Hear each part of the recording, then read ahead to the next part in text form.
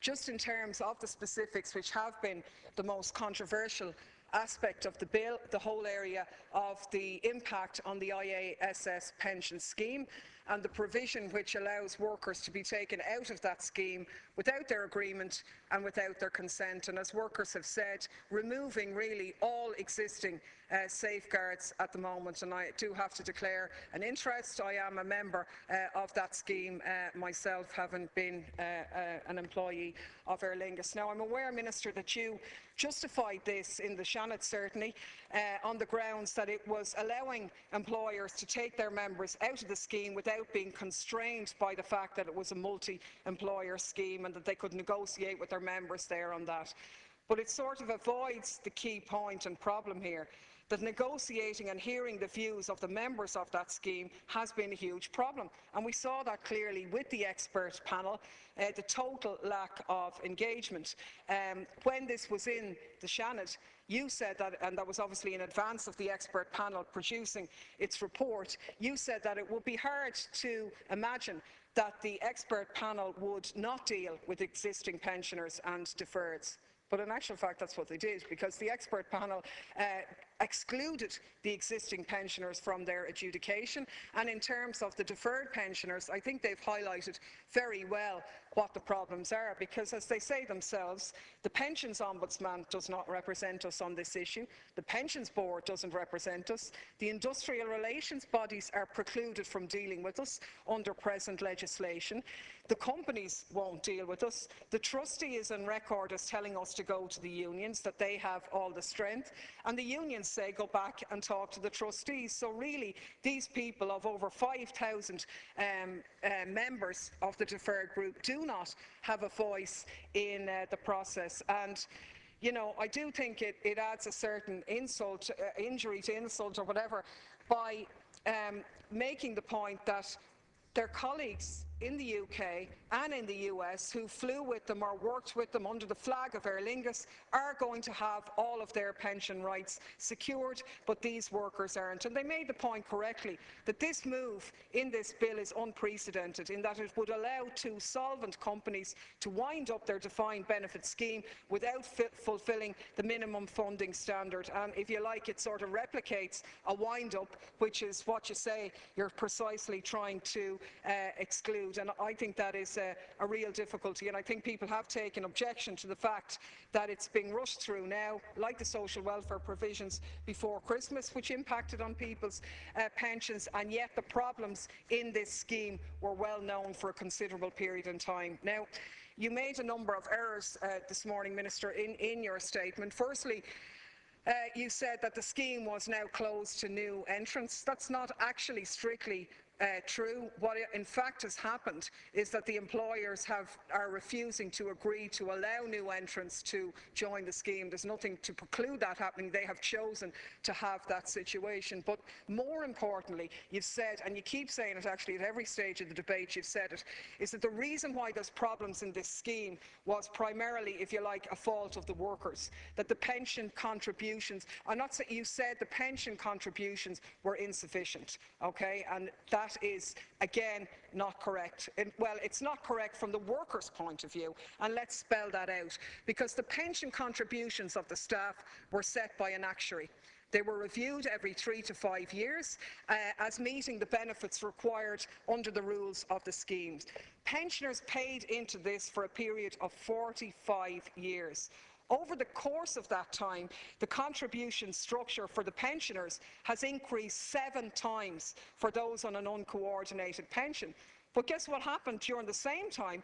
Employers' contribution decreased 3 times during the same period. So, you know, in addition to that, we have the added issue whereby the actuarial report was based on assumptions, and these assumptions included the assumptions in relation to early leavers, or what we now call the deferred group. Now, these were people who were enticed out of their job on the solid promise of an expected standard of living in their retirement years, a legitimate expectation. Actually, what the IBM court case in Britain recently says was a reasonable expectation which should be protected in law. What the scheme didn't do, and where it fell down, was that they never provided for the employers' massive staff reductions that took place over the years. And let's be clear. That's right, yeah, thanks, Kieran Corley.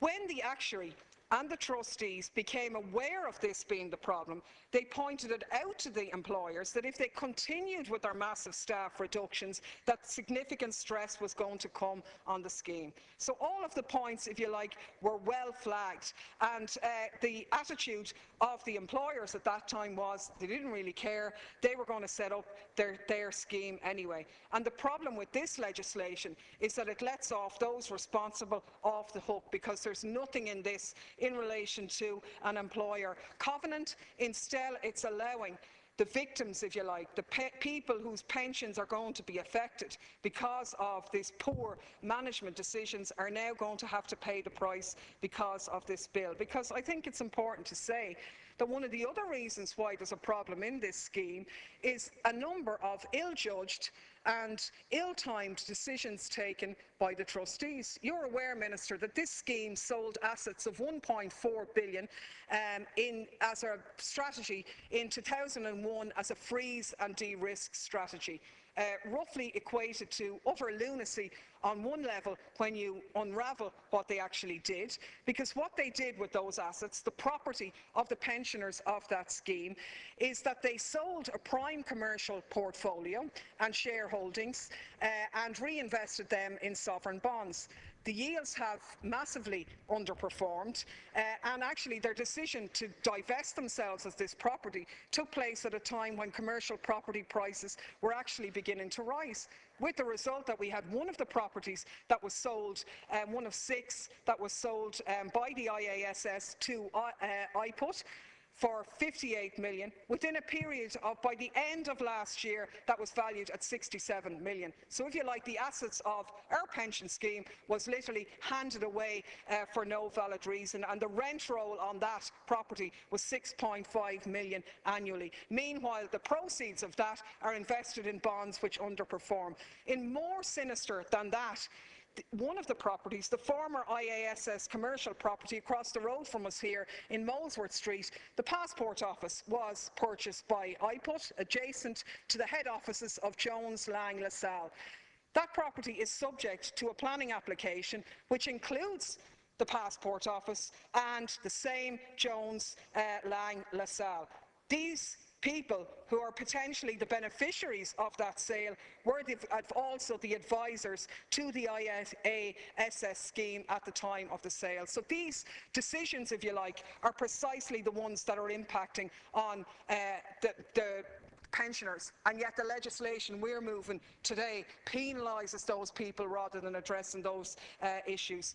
You raised the point previously that you couldn't interfere in a private company, but the DAA is a fully public company. There still is a 25% shareholding in the Aer Lingus, and I think this represents double standards, if you like, because soon after this bill went through the Shannon, we had the irony that in the 1 minute, Deputy. Forfas case, when Forfas workers were being transferred to other bodies, the Minister for Jobs, your colleague, amended the legislation because of staff concerns in relation to the transfer, that there wasn't sufficient protection for their terms and conditions, that only numeration and non-remuneration were not previously covered. And I think, you know, if you like, what you're saying is those public sector workers can have all their rights and pension benefits enshrined, but workers in the IASS who historically operated as part of a public scheme can't. So the last point, Minister, I think, and we will debate this at committee stage